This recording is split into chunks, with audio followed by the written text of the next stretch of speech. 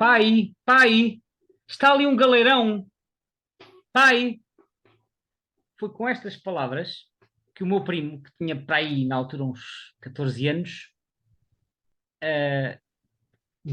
chamou a atenção para a presença de um galeirão no sítio onde eu estava com o meu tio no sul de Inglaterra a ver aves.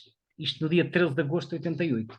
Como eu já referi, tinha ido fazer um desvio na minha viagem Interrail para estar com o meu tio e vimos umas aves ali na zona de Portsmouth e numa dada ocasião estávamos ao pé de um lago, há lá muitos lagos no sul de Inglaterra, e a certa altura o meu primo diz isto, ele também se interessava pela observação, embora ainda fosse novito, e de repente fala num galeirão, chama a atenção do pai, e eu não fazia ideia o que era um galeirão, acho que nunca, E pelo menos foste apanhado na curva então. um bocadinho, quer dizer, talvez tivesse visto no livro, mas era daquelas aves que nunca me tinha captado a atenção, e de repente eu ouço aquilo, e pronto, depois a ave estava ali à nossa frente, possivelmente até eram mais, já não me recordo, mas recordo-me bem da forma como o meu primo chamou a atenção, e claro, depois vi a ave, e naturalmente é uma ave fácil de identificar, mas foi precisamente em Inglaterra, e como acontece com muitas aves aquáticas, essas que frequentam lagos, são aves que se deixam ver relativamente perto, e portanto é muito mais fácil de ver um galeirão bem em Inglaterra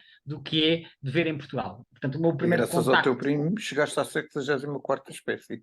à 64ª espécie, precisamente, estamos no dia 13 de agosto de 1988, ainda na tal estadia de 3 dias que eu tive em Inglaterra, no sul da Inglaterra. E, portanto, nessa estadia eu somei várias espécies novas que já fui relatando nas conversas anteriores e que continuarei a relatar nas conversas seguintes. Mas, mas pronto, hoje estamos então aqui a falar do galeirão. O galeirão, embora eu tenha visto em Inglaterra, é uma espécie que também é bastante frequente no nosso país. E tem uma distribuição essencialmente associada a meio aquático, mas mais ou menos vasta por Portugal. Mais ou menos que eu não percebi. Vasta. Vasta, sim, é muito vasta, aliás. Ele só não está presente no Novo Mundo, mas de resto tem uma distribuição por todos os continentes. Portanto, ocorre na maior parte da Europa, exceto no extremo norte, ocorre numa grande parte da Ásia, que inclui da Rússia até à China e à Coreia e ao Japão, e depois a Índia e a Indochina, inclui o Norte da África e inclui a Austrália e a Nova Zelândia. Portanto, é realmente uma distribuição vastíssima. Curiosamente, com exceção portanto, ela tem 4 subespécies, mas 3 delas estão ali na Australásia, na Austrália, Nova Zelândia e zonas adjacentes. O resto, que é Europa, Ásia e Norte da África, é tudo a subespécie nominal, que é assim uma curiosidade, ou seja, é uma única subespécie que apanha toda esta região. E também os Açores e as Canárias. Muito bem. E diz-me uma coisa, em Portugal ela é essencialmente residente ou apanhamos indivíduos migradores também? Parcialmente, ou seja, os movimentos desta espécie são um bocadinho complexos. Ou seja, a espécie está cá durante todo o ano e, portanto, nós normalmente, quando isso acontece, usamos o termo residente. E esta espécie, nesse sentido, é residente. Só que ela é tudo menos sedentária. Ou seja, os indivíduos fazem muitos movimentos que às vezes podem ser movimentos dispersivos, em parte, não exclusivamente, mas em parte para responder às variações do nível das águas. Porque eles gostam de águas pouco profundas, eles alimentam-se muito de vegetação aquática, não exclusivamente, porque eles também podem capturar, às vezes, pequenos invertebrados, né? Pequenos ou médios, até do tamanho de lagostins, por exemplo. Mas a alimentação é essencialmente vegetal, e é composta em grande parte por um tipo de plantas que se chamam plantas macrófitas, que são plantas aquáticas que incluem as microalgas, mas também algumas angiospermicas, e portanto eles gostam muito de zonas de águas pouco profundas que sejam ricas nesse tipo de vegetação. Agora, o problema dos sítios com águas pouco profundas é que às vezes quase secam. Por exemplo, no sul de Espanha, nas marismas do Guadalquivir, que vulgarmente são conhecidas por Doñana, em certos anos pode haver muitos galeirões lá, milhares de galeirões, se calhar passando a dezenas de milhares, mas noutros anos pode haver muito menos, porque pode haver anos secos e aí eles dispersam-se por outras zonas. Portanto, há muitos movimentos, isso por um lado, e por exemplo, sabe-se que em Portugal há muitas dezenas de recapturas de aves anilhadas em Espanha. Portanto, que aliás, a grande maioria das anilhas estrangeiras recuperadas em Portugal são aves provenientes de Espanha. E isso lá está, pode ser reflexo de haver um período de seca e de certas zonas secarem. Mas sabe-se que em Portugal também aparece, em Portugal e principalmente em Espanha, aparecem aves anilhadas oriundas de outros países mais a norte. Mais a norte estamos a falar da Dinamarca, estamos a falar dos Países Baixos, estamos a falar do Reino Unido, estamos a falar, penso que também da República Checa. Portanto, à Península Ibérica chegam aves invernantes vindas de outros países, inclusivamente, sabe-se que chegam, porque a maioria das recapturas de aves com anilha estrangeira ocorreu essencialmente no período de outono e inverno. Portanto, daí que se sabe que acho que 96% das recapturas estrangeiras foram no período de outubro a março. Portanto, o que nós podemos dizer, mas espera aí que a história ainda não acabou, é que é assim, por um lado temos movimentos dispersivos dentro da Península Ibérica a responder às flutuações do nível das águas. Por outro lado, sabe-se que temos chegada de, de aves nascidas e anilhadas no estrangeiro. Mas a história não acaba aqui. Porquê? Porque sabe-se que aves que nasceram em Espanha e que foram anilhadas como crias em Espanha foram recapturadas no estrangeiro e, em alguns casos, em locais muito distantes, situados mais a norte. Só para dar uns exemplos. Aves anilhadas em Doñana, que fica Então, na quer dizer, ela Andaluzia. quando dispersa, dispersa para todo lado. Sim, há aves anilhadas como juvenis em Doñana, que é no sul, é abaixo de Sevilha, né? Em junho e julho, foram recuperadas na Escócia, nas Ilhas Shetland, que fica a 2.500 km, na Hungria, em Ortobági, que também é uma zona úmida importante, na Ucrânia, a 3.700 km. Isto são assim os casos mais extremos. Mas, tanto, repara que vão de sul para norte ou para leste, mas depois há outros casos de aves anilhadas em Doñana que foram, portanto, anilhadas como crias, foram recuperadas, umas em Marrocos, outras em França, na Argélia, Bélgica, Itália, Holanda, Dinamarca, Alemanha e Polónia. Portanto, ou seja, elas podem dispersar em todas as direções. O que é que isto nos diz?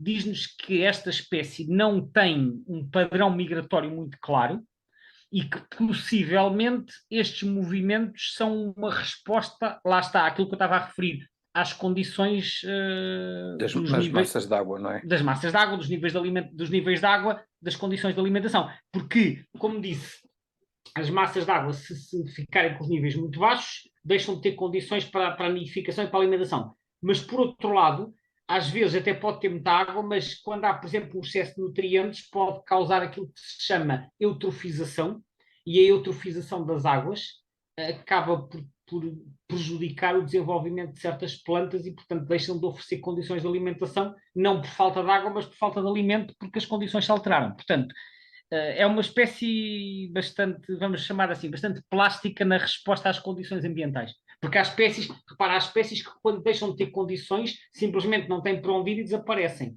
Há espécies que conseguem responder à alteração das condições movimentando-se para outros sítios, até para sítios bastante distantes.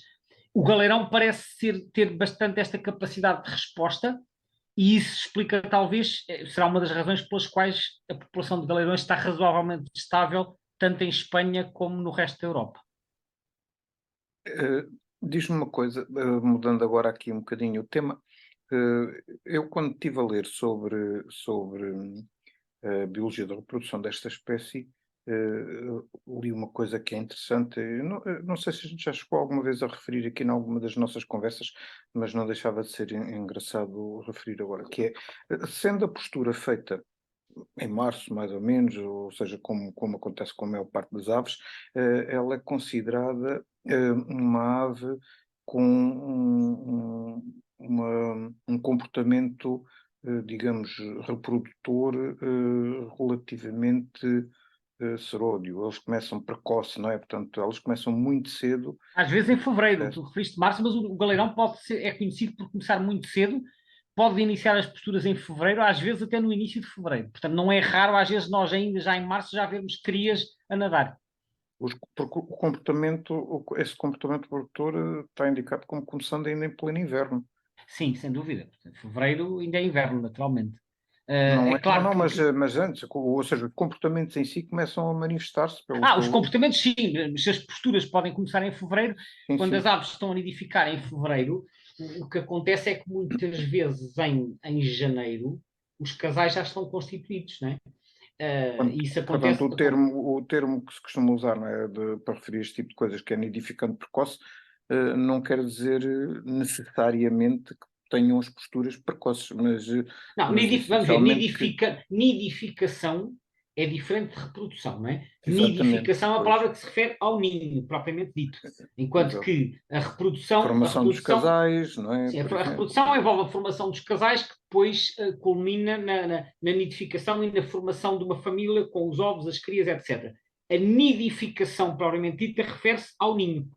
Portanto, é um termo, se quiseres, um bocadinho menos abrangente do que reprodução, que é um processo que é mais vasto em termos temporais. Porque começa antes da nidificação, embora ainda sejam só rituais preparatórios, né?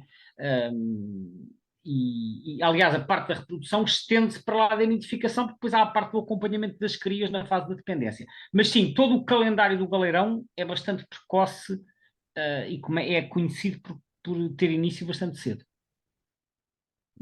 Eh, Conversávamos nós aqui há algumas horas acerca do facto de se tratar de uma espécie cinegética que eu até mostrei assim um bocado de surpresa porque estamos a falar de uma espécie de meio aquático e tirando patos e companhia limitada, não tinha ideia que houvesse assim mais espécies que. Há mais aves aquáticas que são caçadas para além dos patos, porque há as galinhas d'água e há algumas limícolas, como por exemplo as narcejas, as tarambolas douradas, embora essas não sejam exatamente uma espécie aquática, mas portanto a caça às aquáticas inclui também os galeirões. Ora, os galeirões atualmente fazem parte, por exemplo, dos editais para esta época que estamos a decorrer, que é 2023, 2024, como acontece com todas as espécies, há um limite diário de abate por caçador, ou seja, cada caçador pode matar, no caso dos galeirões, pelo que eu consultei, são 10 galeirões por dia.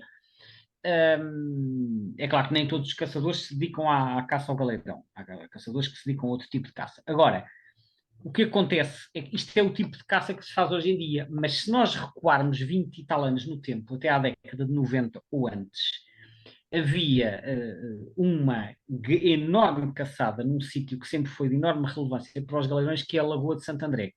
A Lagoa de Santo André é uma lagoa costeira que fica no litoral alentejano, portanto ali no concelho de Santiago de Cacém, um bocadinho acima de Sines, e durante muito tempo, estamos a falar mesmo muito tempo, penso que terão sido muitas décadas, mas eu não sei precisar. Todos os anos, no dia 1 de novembro, dia de Todos os Santos, havia uma enorme caçada aos galeirões. Aquilo fazia parte de um tipo de zonas de caça que eu julgo que já não existe, julgo, que se chamava zonas de caça social. Zonas de caça social. E aquilo tinha umas regras próprias. E então eu nunca assisti a essa caçada. Também não sei se queria assistir, mas isso é outra história. Nunca calhou, mas ouvi muitas vezes falar dessa caçada, porque iam para lá também funcionários, penso que do ICN, para fazer a fiscalização da atividade, mas aquilo já estava tudo enquadrado legalmente e as descrições que eu ouvi, isto foi o que eu ouvi, porque como eu disse, eu nunca testemunhei, mas as descrições que eu ouvi eram um bocadinho arrepiantes, porque era um bocadinho como quase dava-se um tiro de partida e iam centenas de caçadores a caminhar pela lagoa adentro a disparar aos galeirões. E constava que, para além dos galerões, morriam outras espécies que nem sequer eram espécies cinegéticas, e eu ouvi da boca de uma pessoa que lá esteve que num destes dias 11 de novembro, se mataram 2.000 galerões.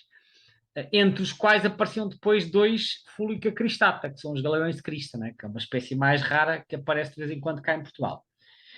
Agora, 2.000 galerões, obviamente, por um lado é imenso, mas por outro lado é preciso referir que a Lagoa de Santo André sempre foi conhecida por ter milhares de galerões. É claro que isto acabava por dar uma enorme quebra na população. Mas as contagens feitas até em anos mais recentes chegaram a revelar 8.000 indivíduos na Lagoa em fevereiro de 2005, 12.000 em fevereiro de 2006 e 21.000 em dezembro de 2007. Foi das contagens mais elevadas de que eu tenho conhecimento, portanto, 21.000 galerões. Nós temos que pensar porque é que a Lagoa de, como é que, porque é que a Lagoa de Santo André atrai esta quantidade de galerões.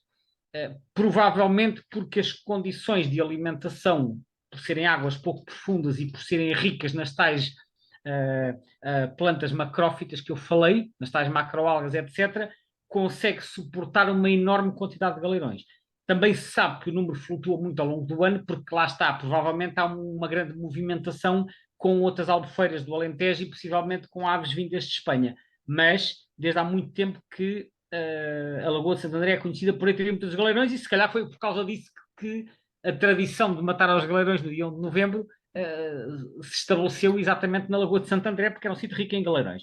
Isto foi assim durante muitos anos, como eu disse, eu nunca assisti, mas ouvia relatos, e isto foi assim até ao ano 2000.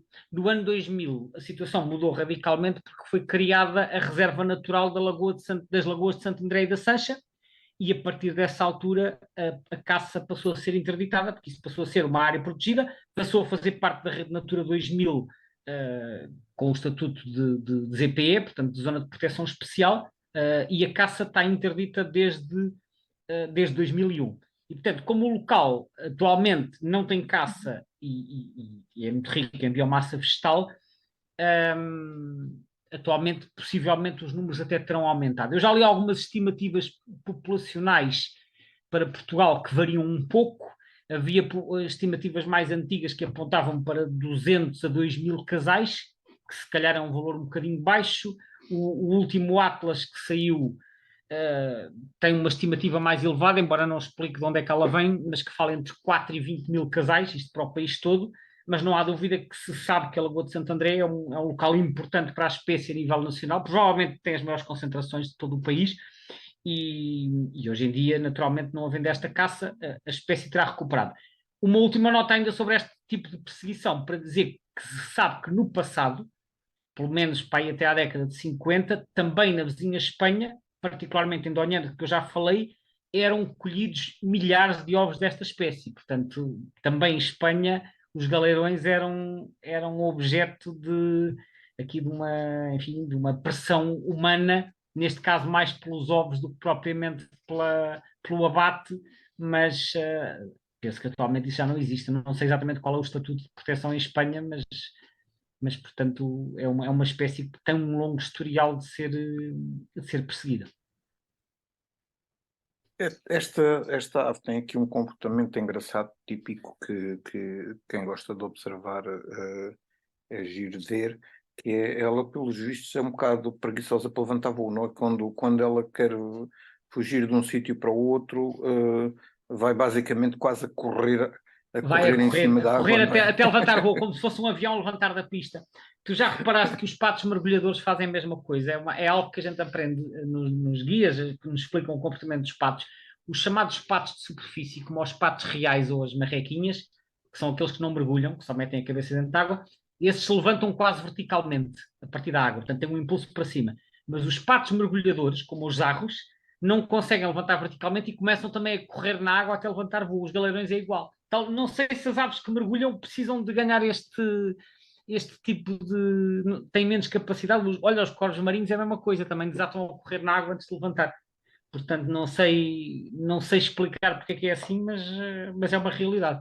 Os galerões também precisam de correr até levantarem voo, como Temos se que ver fosse se um às avião na tantas terá a pista. ver com a dimensão das asas ou coisa assim do género, sustentação, não é? Talvez a morfologia seja mais propícia a mergulhar, porque o galeirão também mergulha bastante, não tanto como os patos mergulhadores, mas mergulha, e talvez a morfologia seja mais propícia a mergulhar e menos propícia a levantar voo rápido. Não sei dizer se é isso, mas teria uma certa lógica se assim fosse.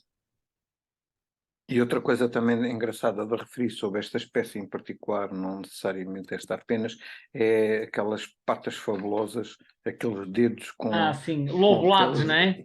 É Que uma eles coisa assim. conseguem, esses lóbulos podem abrir e fechar, para controlar o impulso que têm dentro da água. Portanto, eles podem abrir mais para ter mais impulso. E depois, quando andam em terra, eles recolhem esses lóbulos. Portanto, aquilo nem é uma membrana interdigital como tem os patos, nem é uma pata só simples como tem, por exemplo, as galinhas d'água.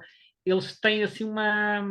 É de facto uma coisa bastante singular a É, forma daquelas patas, sem dúvida. quem ainda não viu, recomendo seriamente que procure na internet ou uma coisa assim do género para ver umas fotos com as patas destas aves, porque isto é realmente qualquer coisa de extraordinário. Além de que são azuis, não é? O pé propriamente. Esverdeados, eu vejo aquilo mais como esverdeado do que como azulado, mas também, como acontece com outras Eu espécies, não, eu pode não ter alguma discuto cores. variação, sim. O nome das cores eu não discuto. Está bem, ok. Mas enfim, Gonçalo, muito obrigado por mais esta conversa. Obrigado, eu. Temos que parar por aqui, que é para deixar tema para a próxima ronda, senão acaba-se-nos a conversa, depois não temos Fica mais nada combinado. para falar, não é? Muito bem. Já só faltam Então, quantas espécies? 400 por aí? umas centenas, umas centenas. Não vamos revelar o número, que é para os nossos ouvintes ficarem assim, sempre com esta curiosidade de pensar o que é que virá a seguir. Tu não deves é querer assustá-los. Não, também não. E não te quero, acima de tudo, não te quero assustar a ti. Muito Muito obrigado, bem, fica-te tá. bem. Deus, até Obrigado, então, breve. até a próxima.